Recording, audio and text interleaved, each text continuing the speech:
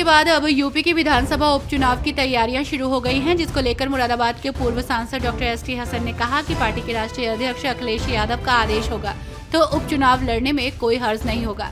वहीं वो आदेश का पालन करते हुए उपचुनाव लड़ेंगे, मना नहीं करेंगे। लोकसभा चुनाव के बाद उत्तर प्रदेश की राजनीति में बहुत बदलाव आ गया है। यूपी से आए परिणाम के बाद समाजवादी पार्टी बहुत उत्साहित है और उसे लग रहा है कि प्रदेश में पार्टी को लेकर माहौल बन गया है।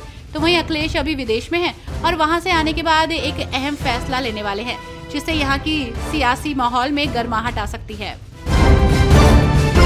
लखनऊ का अकबर नगर अब इतिहास के पन्नों में दफन हो गया। कुकरेल नदी की जमीन पर अवैध रूप से बसी इस कॉलोनी को बुलडोजर ने ध्वस्त कर दिया। कभी यहाँ पक्के मकान, सड़क और आबादी नजर आती थी। आज ये जगह मलबे के ढेर में तब्दील हो गई है। चारों ओर टूटे मकान और दुकानों का मलबा नजर आ रहा है। आपको बता दें कि करीब 24.5 एकड़ जमीन पर बने अवैध निर्माण को ढहा दिया गया है। माध्यमिक शिक्षा परिषद उत्तर प्रदेश में कक्षा 9वीं और 10वीं के सिलेबस में बदलाव किया गया है। छात्रों को 6 के स्थान पर 10 विषयों की पढ़ाई करनी होगी।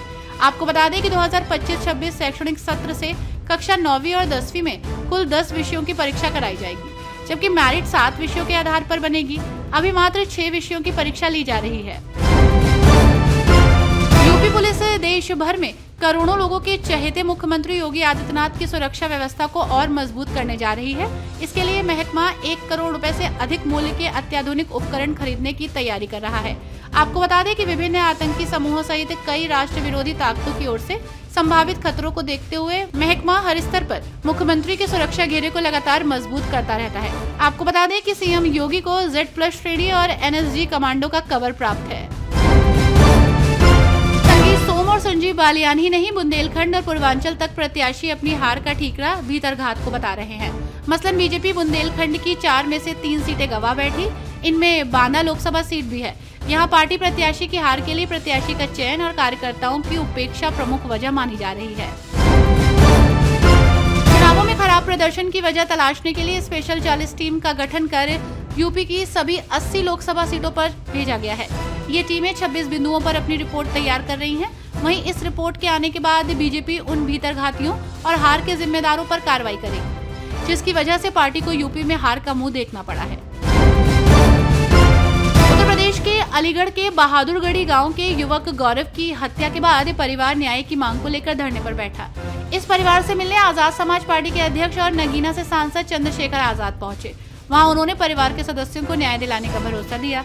वहीं चंद्रशेखर ने योगी आदित्यनाथ सरकार पर हमला बोलते हुए कहा कि यूपी में बोली लगाकर दलितों की हत्या की जा रही है।